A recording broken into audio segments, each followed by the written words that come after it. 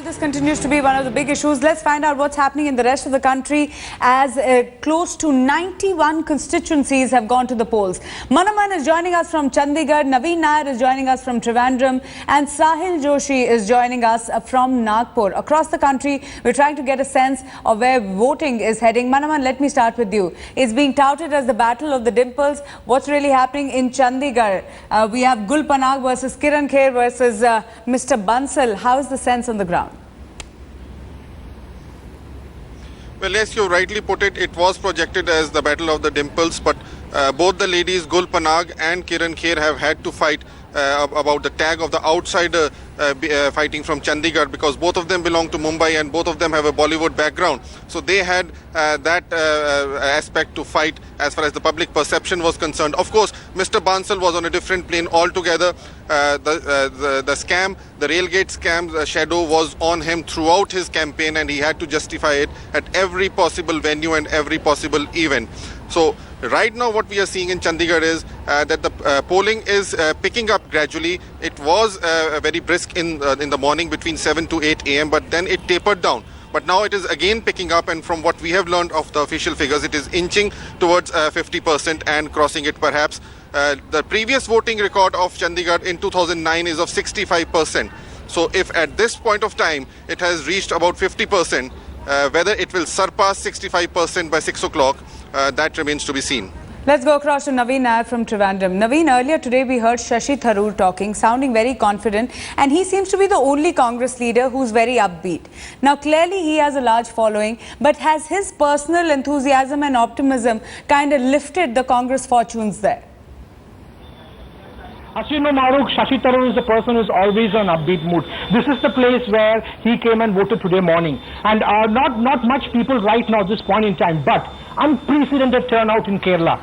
58% I'm told right now. And if I can quickly run you through what happened in the last few hours, right, 55, 58, that is the kind of percentage that has been recorded throughout North Kerala, which is unprecedented in the sense that in 2009, even when 2 o'clock, the 50% was not crossed. So this is a vote for the UPA, or this is a vote against the UPA, whether there is an anti-incumbency effect taking its part, we'll have to wait and see. But huge turnout of voters. The new generation voters, the first-time voters, they are also coming in large numbers. As you can see, people are gathering up here to cast their votes. Coming back to the Congress is obviously on the upbeat mood, not just Shashi Tharoor alone, but the entire Congress, because traditionally, whenever the percentage of the vote goes up, it does well for the UDF, it does well for the UPA.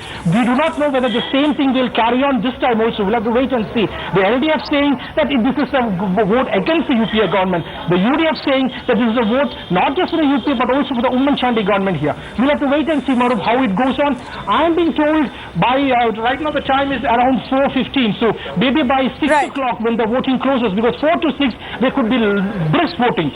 This could go very well above 80% if the trend goes in like this, Madhav. And let's go across to Sahil Joshi, who's joining us from Nagpur. Sahil, earlier today you spoke to Bhaiyaji Joshi, who said something which was very, very interesting, perhaps for the first time coming out and saying that as far as the RSS is concerned, they're completely involved in helping the BJP win this election. This is either the cat out of the bag or a very carefully timed comment, wouldn't you say? Absolutely, it's a very carefully timed comment, because the full thrust of RSS cadre was to take out the voting for the BJP candidates rather than getting into the open campaigning. They were working behind the office, and they were involved in getting their people out for voting. At this point of time, I mean, last in 2009, Nagpur had seen only 43% of vote casted, but this time till 3 o'clock, 40% votes have been casted yet, and it's likely that it is going to cross 50%. So it is going to be a good news for BJP or the people who are expecting some change here. But at the same time, all across Vidarbha, NDA is expecting that this time they will be doing better than what they did last time. And as RSS, it clearly looked like that RSS making a political statement saying that this time they hope that there will be a change in the country. It clearly looks like that the whole cadre is now coming out and helping the party so that the party can reach the center close to power.